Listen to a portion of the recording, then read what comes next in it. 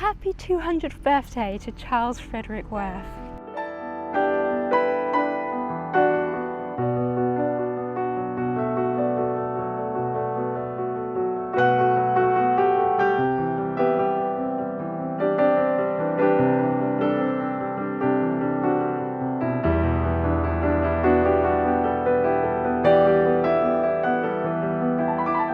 Hello everybody and welcome back to my channel Blue Lady Couture, and welcome to another adventure vlog. As you can see, I am out and about in this beautiful October sunshine here in the UK because we are celebrating something very special this weekend.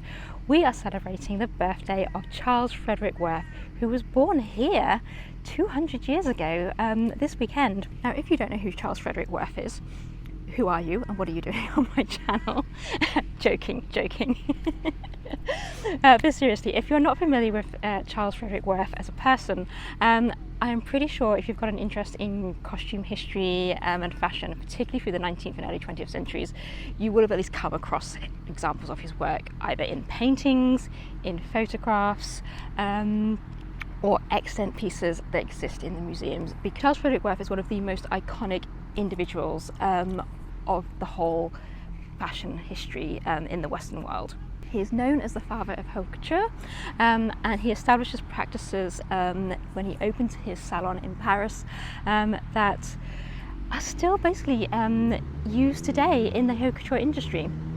And beyond that, his influence has trickled down through the whole of the fashion industry for decades. And some of the things that he did actually changed the way that the fashion industry functioned through the 19th century. Now, I mentioned his salon in Paris, but I am not in Paris. I'm not even in London. I'm actually in a small market town just a few miles down the road from where I live in Lincolnshire.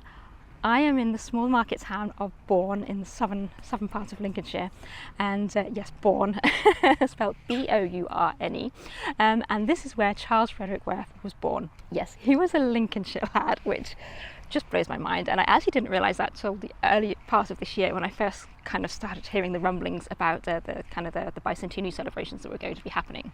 But yes, one of the world's greatest fashion designers comes from Lincolnshire. I will never get over that. Yes, so I'm here today to take you along with me to see some of the commemorative events that are happening, particularly in the house where he was born. And I have very kind permission from the Bourne Arts and Community Trust trustees to take you along with me and show you some of the highlights that are happening here today. And then I also just want to extend my thanks out to the National Lottery Heritage Fund, who are funding much of the events that are happening here this weekend. And they have also extended their permission for me to film some highlights for you today, which is so really exciting. So yes, I can't wait to take you along. So Charles Frederick Worth was born on the 13th of October 1825 at what is currently called Wake House in the centre of Bourne, which is a sleepy little town here in Lincolnshire. And in 1825 it would have been very rural, a rural kind of market town. He was the son of a solicitor, and he was educated at Bourne Grammar School here in the town until the age of 11. Now, unfortunately, Charles Worth's father is described as a bit of a ne'er-do-well, a bit dissolute, and he unfortunately appears to have a lifelong problem with drink and alcoholism.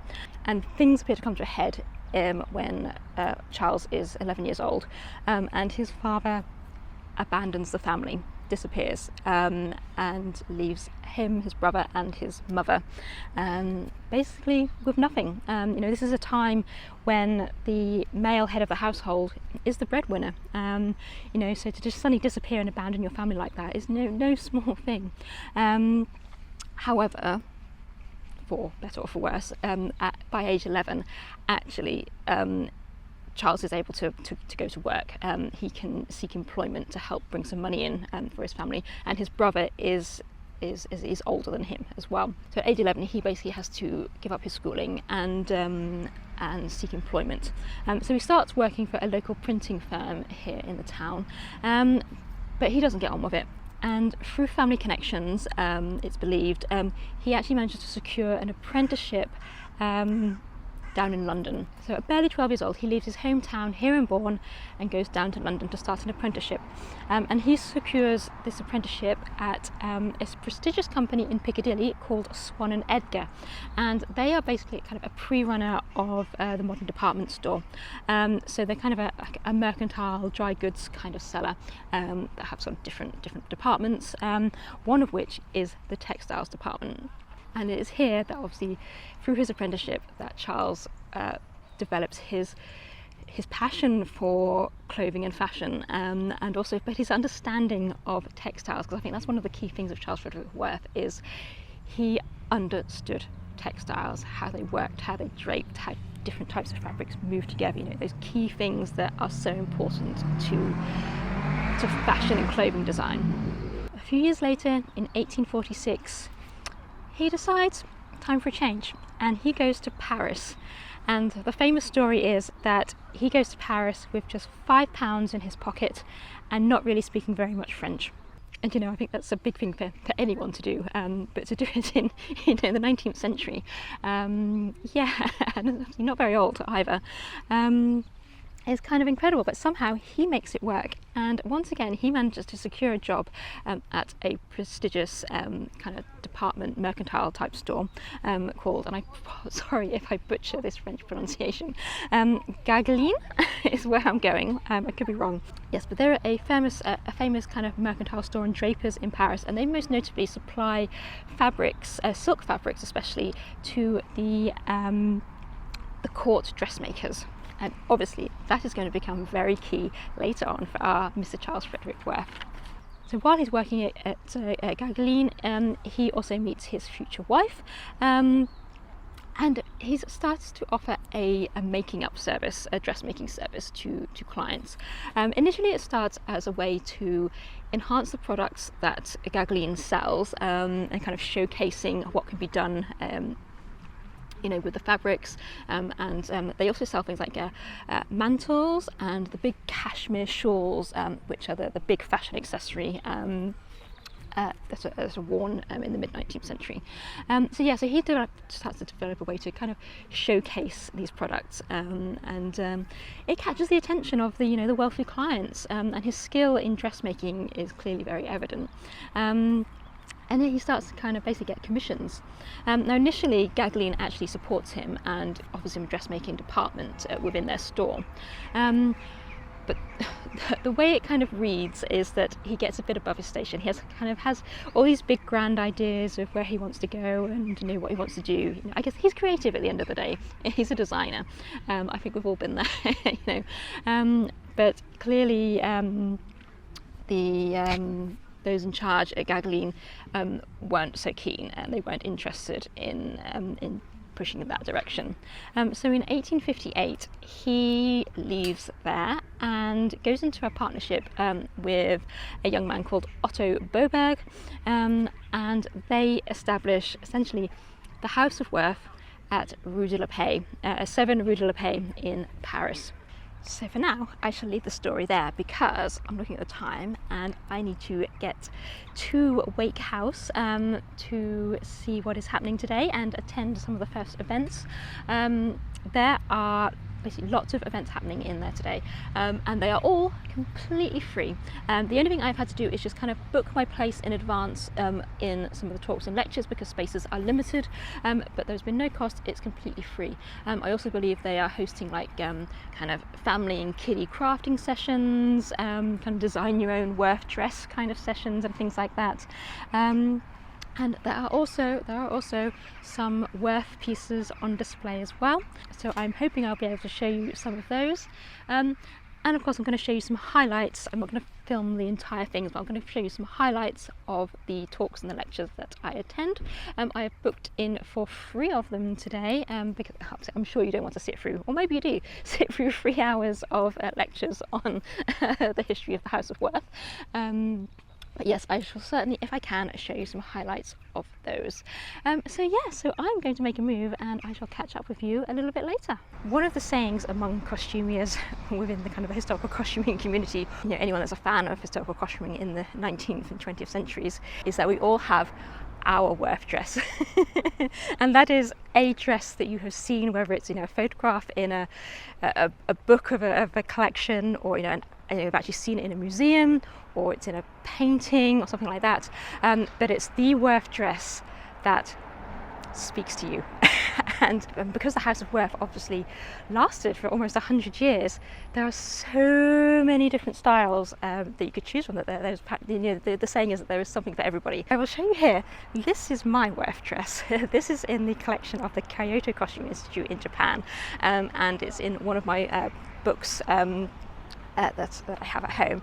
And ever since I came across this picture in this book, you know, this is one of those dresses that will, yeah, forever live in my dreams. Maybe one day I will see if my skill set will allow me to attempt to do a recreation of it. You never know, you never know. So let me know, do you have a Worth dress? I would love to know. If you can either describe it, or if you know which one it is, pop it down in the comments down below. I mean, you can probably put links in the comments if you so wish. And I could go check those out, because yeah, I would, yeah, love to know what all your favourite Worth dresses are, because who doesn't want to go down a rabbit hole of, you know, looking at beautiful Worth gowns. So, did you notice my little Parisian nod today with my actual beret from Paris? And then because it's October, I put my little Abilene back on. So I've just parked the car. I'll be honest, I'm a little bit nervous because I can't see any signage to actually pay for the car park. I think it might actually be a free car park, which is a very unusual thing here in the UK. Town centre car parks are not normally free. So yeah, I'll update you if I end up getting a fine this weekend. But yeah, as far as I can see, there is no signage, no pay display signs or anything like that.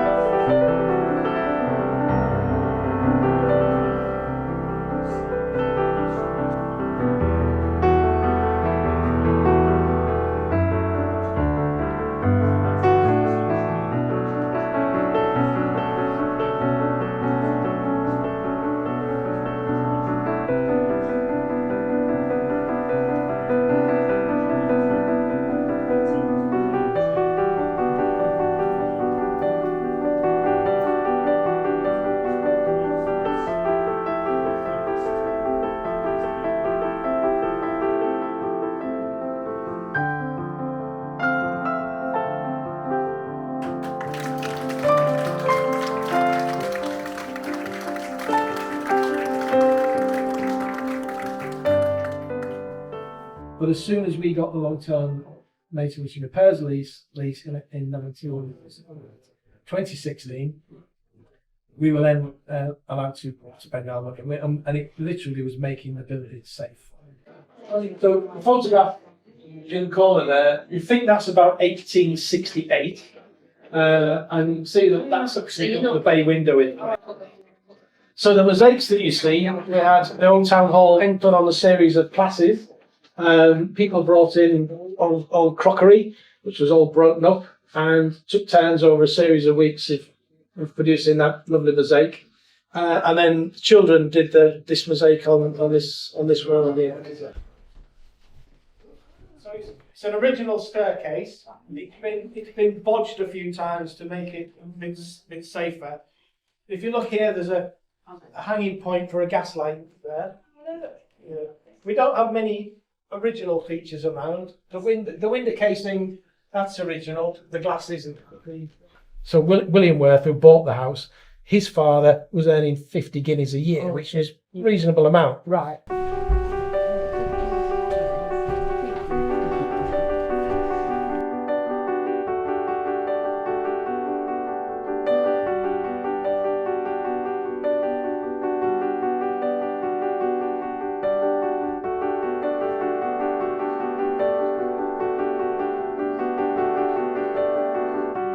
Yeah, and when there might have been a fireplace there.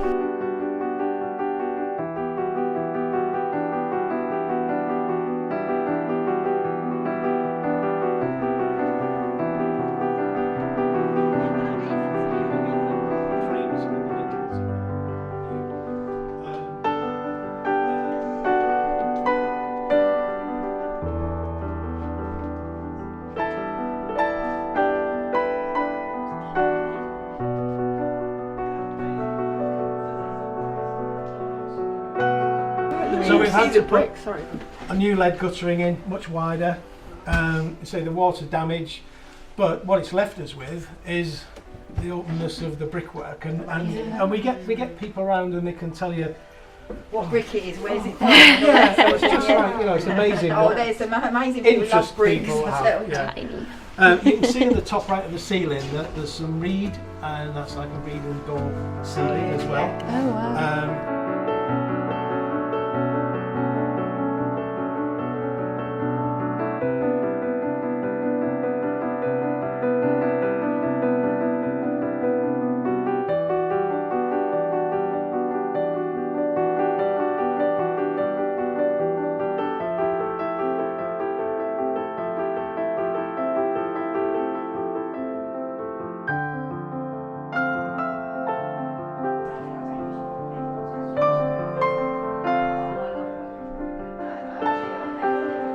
So I've just nipped outside to take a little bit of a break in between some of the talks and lectures that are happening.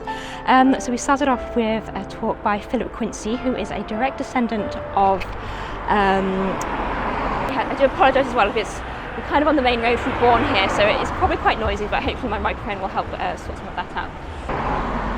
Charles Frederick Worth's mother, Anne Quincy, and that was a really interesting look at his family history and his connections in Lincolnshire and wider within England as well, and kind of looking at, you know, what influenced him as a child, and you know, how he ended up, you know, where he did, and you know, what caused him to move to London and then move to Paris, and there's some really interesting connections and things like that. So there was, yeah, some really good information in there. So I have recorded some highlights of it. I don't know how well those will have come out, but, and I will double check on this, I think that they are going to be releasing the talks online at some point.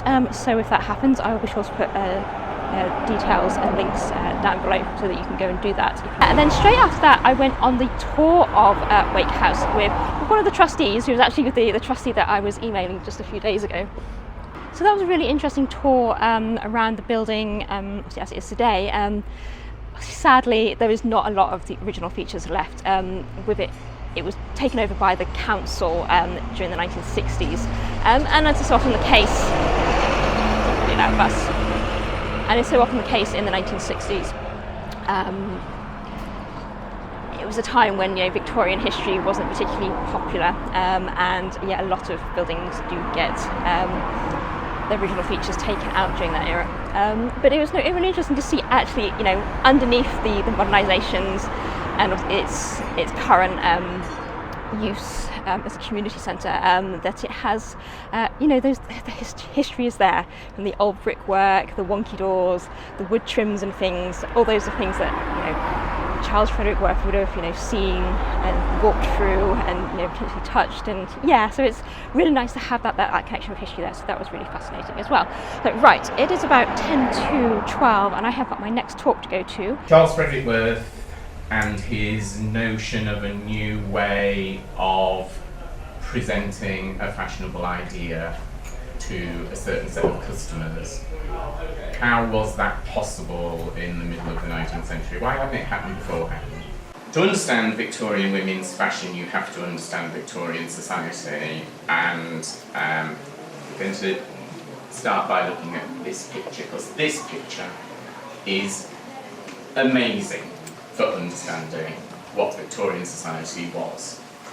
So it's painted by Ford Madox Brown in the middle of the 19th century, and in his painting work, Ford Madox Brown tries to illustrate the different levels of work, labour, duty that were expected of Victorian people. Old money, new money, a lower middle class and upper working class of some money, people generally more wealthy than they were, and then millions living in poverty. So, and it's because of this massive social change that isn't just happening in Britain, it's happening all across Western Europe and across North America as well. It's a massive opportunity for people in the fashion industry because there are enormous new numbers of potential clients. Not just the old money who had always been the clientele of fashionable dressmakers, tailors, accessory makers, all of those people. But the new opportunities for the wealthy upper middle classes to consume fashion in a way that they haven't done before. So I'm going to take you through the potential times of the day for a fashionable Victorian woman. So what could a Victorian woman expect to have in her wardrobe? The rich Victorian woman expect to have in her wardrobe. You know, by the 1880s, 1890s, lounging at home was now a thing. Well, now we're lounging at home, we need something to wear to lounge at home, don't we? Because we can't just wear our afternoon dress, it's now the early evening, and we really need to relax a little bit, and what better to relax than something that makes you look like a medieval princess. You might be lucky, you might be dining at home, not going out, but you would need a dinner gown. It needed to be different to your afternoon dress. There were expectations about what that would look like. Your husband is likely to be home, to be looking at an afternoon dress bodice, sitting peeping above the dinner table. A little bit more going on at the neckline. So dinner dresses tend to be identifiable because they have far more exposure around the neck, and they usually have something kind of quite dramatic around here. It's the whole idea that this is the bit of you that's going to be seen sitting above roast chicken and some cauliflower and potatoes. You might well be going out for the evening, and you might well be going to a ball. Full drama, full-on glamour, exposure of your shoulders and décolletage. You are expected to be dancing, so you are expecting movement and motion in the lower part of your body, so that is either in the 1850s and 1860s, a huge sweeping skirt like this one, or in the 1870s and 1880s, something with a massive train that you would be expected to have to like manage somehow as you danced. What do you do when you're doing more than just the day? When you've got to contend with the season, or the activity, or the point in your life? Go shopping, because this is what the industry is for. So what do you do when you go to the seaside? Because this is now a very new thing, because the railways can take you to the seaside in a way that you couldn't really get to the seaside before. And there are enormous benefits to sea bathing, because you're now hysterical about your wardrobe and what goes on, so you probably need a rest, and the benefits of sea bathing are enormous. So if you're going to go and spend some time at the seaside, what you find is you go with your luxurious silk-filled wardrobe and you find that salt spray and sunshine is horrendous for very fine silk. It's dreadful, it fades it, it rots it, it's perilous. Your lady's maid is having hysterics, you're having hysterics, and you have to have a new wardrobe because fabrics that your ordinary wardrobe are made of are appropriate, and you start to buy clothing that is kind of seaside themed, naval themed, nautical, stripes, checks, in practical hard-wearing cottons. And the ghost in the looking glass is here. And this is the completely exhausted dressmaker, the seamstress, the woman who done the work.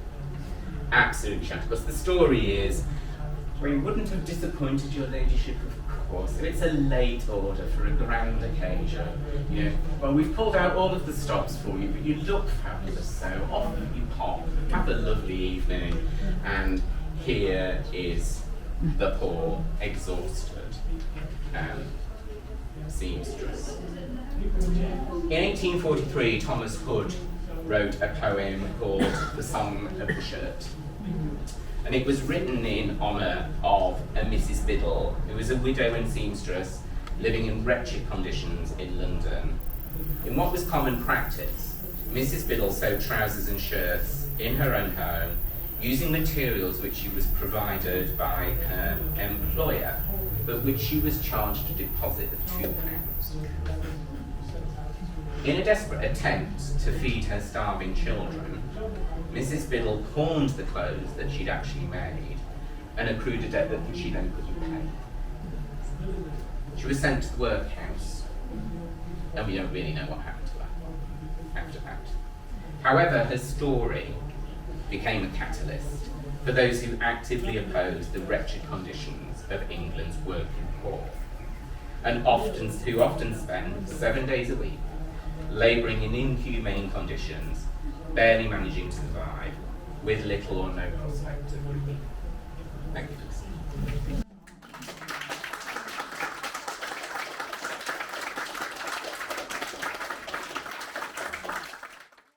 So, just having a little bit of a break in the middle of the day now for some lunch in between the lectures and things that are happening down at Wake House. And as you can see, I have come across this absolutely beautiful and very quiet park here. This is the Memorial Park in Bourne. So they've got the War Memorial here. Yeah, you've also got Baldock's Mill just across the way, which I'll talk a little bit more about in a moment. And I don't know if you can see behind me, but there is a beautiful, it looks like a medieval tithe barn. Yeah, this is really lovely, and I'm enjoying this beautiful October sunshine. Trees are just starting to turn colour around me, and it's a really lovely October day here in the UK. So yeah, so let's catch up with the rest of the story of Mr. Charles Frederick Worth. Crows, do you have to be so noisy? Do you mind? Yes, so we left off the story of Charles Frederick Worth this morning, where he had just established his premises at 7 Rue de la Paix in Paris. And yeah, basically throughout the 1860s, Worth goes from strength to strength and building both his client base and implementing really innovative ideas. He's credited with being the first to use live models instead of just putting clothing on mannequins, or even miniature scale versions of clothing on fashion dolls. He's actually the first to put his name on a label inside the garment, and you know that seems like it was such a novel thing at the time in the Victorian era, and it's something that today, as you know, any kind of business, brand, fashion label, clothing label, even myself as a small-scale dressmaker, I put my name on a label inside the clothes. It's just basic part of business branding. That's something that just wasn't done until Charles Frederick Worth started doing it. He's also credited with developing the bustle, which of course is one of the ubiquitous fashion styles of the late 19th century. And so obviously in the 1850s, when Worth is establishing his business and obviously learning his trade at the department stores, you know, that's the era of the crinoline. And with the development of the cage crinoline, with the skirts getting so big and wide and so cumbersome, and it's believed that he actually develops the idea of sweeping all that fabric towards the back, and initially in what was known as the elliptical style crinoline. And then eventually that develops into the bustle, as he really works with the fabrics to artistically drape all that excessive volume. So his true big break comes in 1860, when his work is being worn by the Princess de Metternich, I think I'm saying that right, and that catches the attention of the Empress Eugenie. And after seeing his work, asking who the dressmaker was, she insists on seeing him the very next day. And the Princess de Metternich notably bemoaned the fact that after that day there ended the 300 franc Worth gown, and the last gown she ever ordered from the House of Worth cost over 2,000 francs. So yeah, that goes to show what royal patronage will do for you. And of course, once he got royal patronage, there was no stopping him. So through the 80s, the 70s, the 90s, the business just continues to grow, despite there actually being a downturn in mainland European business during the Franco-Prussian Wars. And for a time, he actually has to close his business in Paris. And actually, I think the building actually gets turned over to a hospital for a time. However, Worth's reputation actually secures him continued business through the elite of Britain, and also the nouveau riche coming up through America, through the incredibly wealthy families of the expanding industrial empires over there. You know, this is the Gilded Age, and you know, if you've watched the TV series The Gilded Age, which obviously I know that's a fictionalized dramatization of that era, but you may have noticed that some of the dresses that are worn in that series by Mrs. Russell, they're based on, they're recreations of some of the famous Worth dresses. So Worth's sons, Gaston and Jean-Philippe, joined the business in 1874, and they gradually take on more and more of the running of the business and even the design side of the business. Worth dies on the 10th of March 1895 at age 69. And by that point, he has a house on the Champs-Élysées, a villa in Suresnes. I think I'm saying that right. Again, French pronunciations, I'm really sorry. And he's established this fashion empire that spans both sides of the Atlantic. You know, but that's not the end of things. You know, and some might even argue that the decades following in the early 20th century is actually when the House of Worth reaches its most dizzying heights of spectacular craftsmanship. Some of the dresses that come out in the turn of the century are just mind-blowing.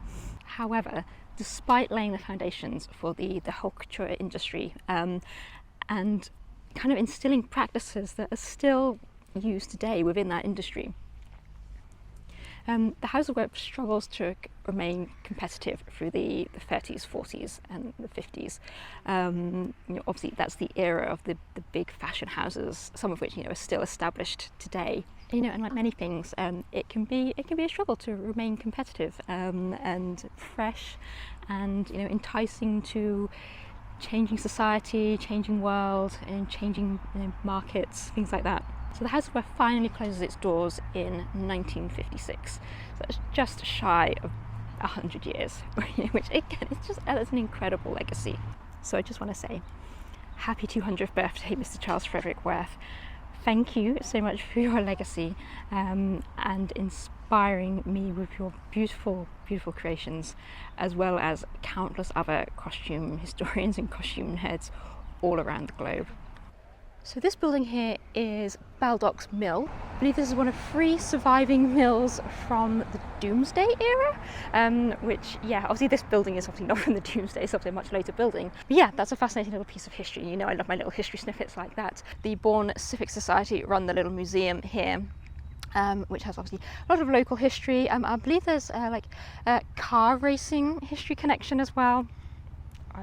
I don't know, sorry, I don't know anything about car racing history. But yes, here in Baldock's Mill, they do actually have a Charles Frederick Worth gallery, but they do have some examples of artifacts from his businesses and his life, including some dresses. Now, not actual Victorian or Edwardian dresses, unfortunately, and they do have some replica pieces. I mean, I do actually think there is precedence for replica dresses for instances like this, because it's a great way of actually learning how you know, a Worth dress was made. And from what I was reading about on their website, which I will link in the description down below, There was a team of costumiers who worked on creating the replicas, and they did a very, very thorough study on it as well. So it's kind of a shame because I would have liked to have seen the original replica dresses, but the museum here is actually closed today. Apparently they're having renovation works done, which seems like a bit of a big shame given it's the big centenary weekend, and obviously there are a lot of people here in the town for it, but there we are. I do believe that some of the pieces have gone up to Wake House to be displayed for the weekend, so again, hopefully we'll see some of those a bit later on today as well.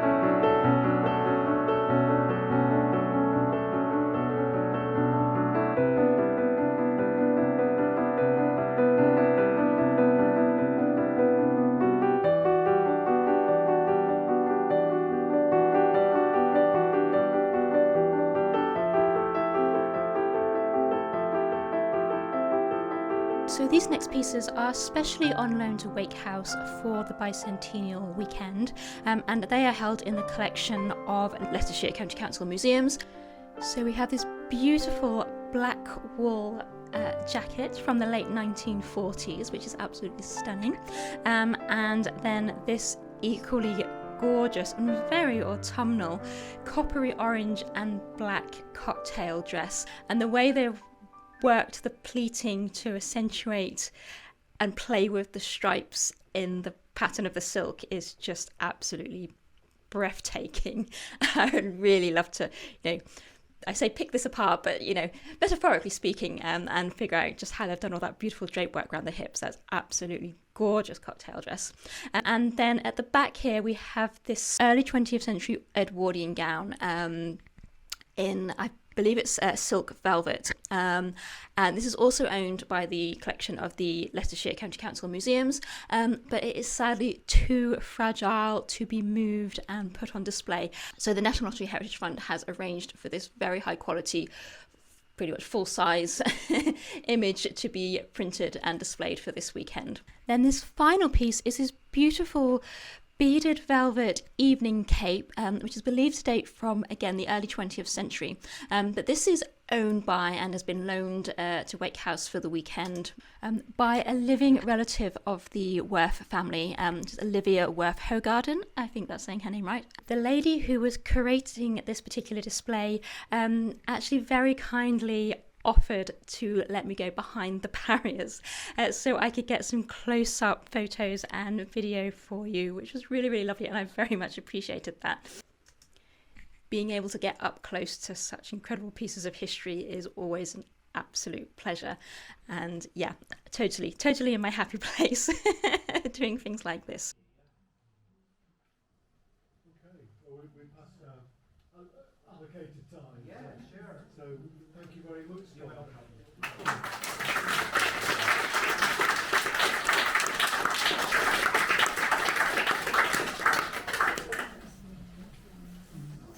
Now, while obviously we haven't seen any, those original Victorian Worth dresses here today, which, is A shame, but that is what it is. But it's nevertheless, it was actually really interesting to see those later examples of pieces from the House of Worth from the 1940s and the 1950s. Now, obviously, we can look at those and look at them, through the eye of post-war fashions that were particularly being influenced by Christian Dior at that point with his new look. So it was really interesting to see those style lines and inspirations obviously filtering through, obviously not just through Worth, but all fashion at that time. I use the term copying very, very lightly, but like any good business, you look at what your competitors doing and understanding your competitors and obviously what's selling and what isn't, and current trends and changing society and things like that. That's the art of survival. That's the art of survival in business, is to adapt, and you look at what your competitors are doing. There's no two ways about it.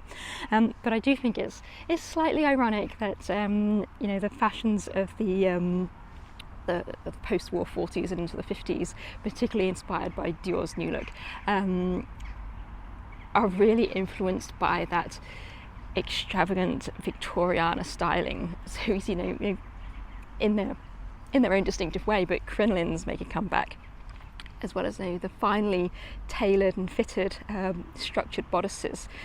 That's all Victorian styling and detailing, which is something that Worth was doing almost 100 years ago. So it's, who's inspiring who at this point? I just think that's a really interesting juxtaposition, and it kind of just summarizes up the whole cycle of fashion and trends, But all in all, not bad for a lad from a little town in Lincolnshire. I've just come back round to this lovely, quiet little park. Fortunately, the main road that runs through the centre of Bourne, outside Wake House, is so busy. It's so noisy. But such a small little market town. It's a real busy little place on a Saturday afternoon. So yeah, I'm glad I found this little park to come and do some filming in, because it's so quiet and peaceful over here, and obviously I can actually hear and concentrate and not be disturbed by passing traffic and other pedestrians and on the footpaths and stuff like that. But yeah, I've just come out of the last talk of the day, which was a really, really interesting one, but unfortunately I didn't film very much of it because it was very, very busy, and I was kind of surrounded by strangers on both sides, and I kind of felt really awkward kind of having the camera up and down and turning it on and off.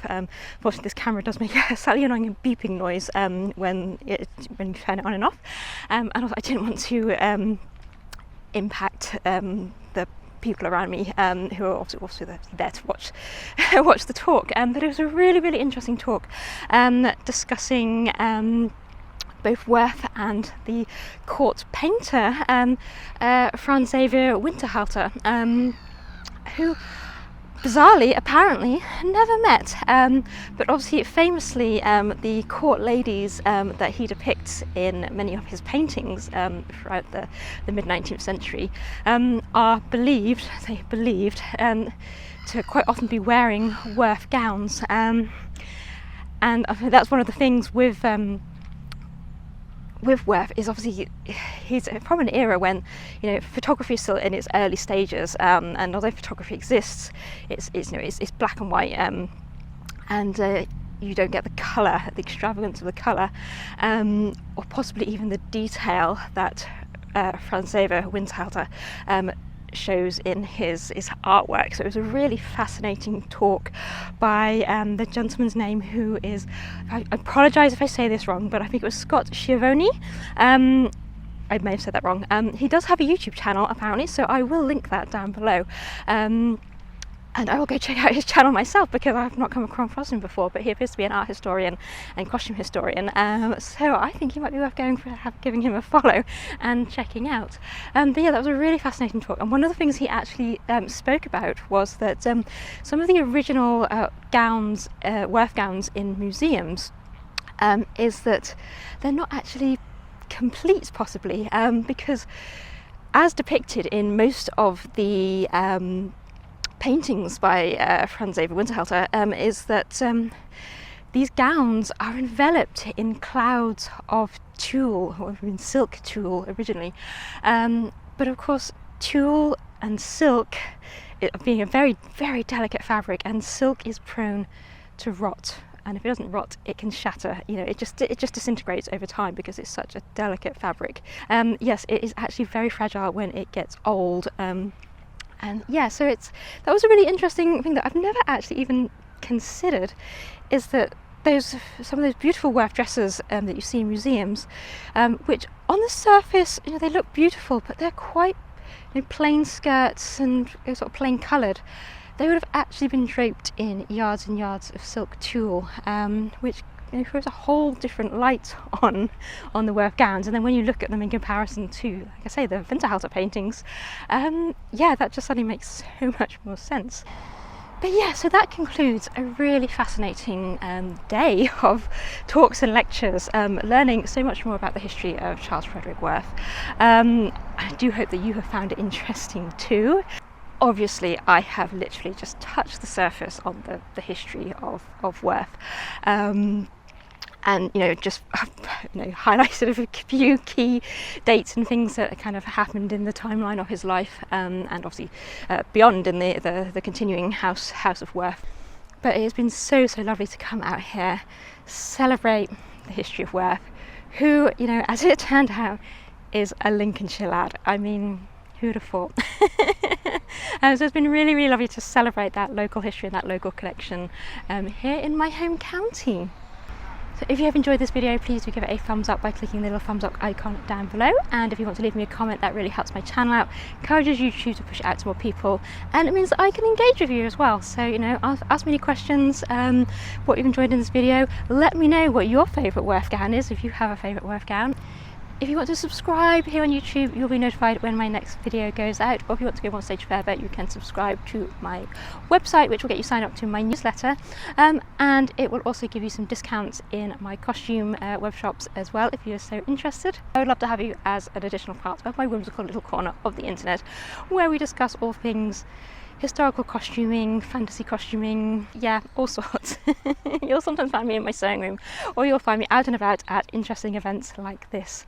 Huge thanks again to the Bourne Arts and Community Trust for giving me permission to come out and film today. It's been absolutely amazing, and I hope they have a really successful weekend. Thank you so much for watching, and I will see you in my next video. Take care. Bye.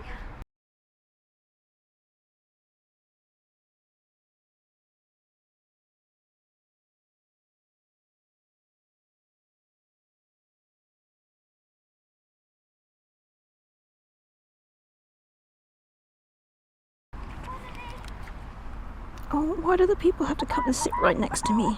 Why? There's a whole park and you have to sit right there.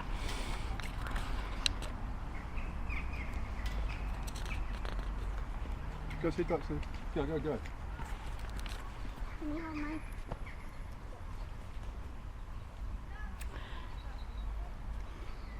Right. Gotta find out if there's a parking ticket on the car. Nope, apparently not. We are all good. So perturbed by the fact that there's free parking in a town in the UK that I'm just like, I don't believe it. Oh well, we'll see. Maybe I'll get a fine for the post in a few days' time.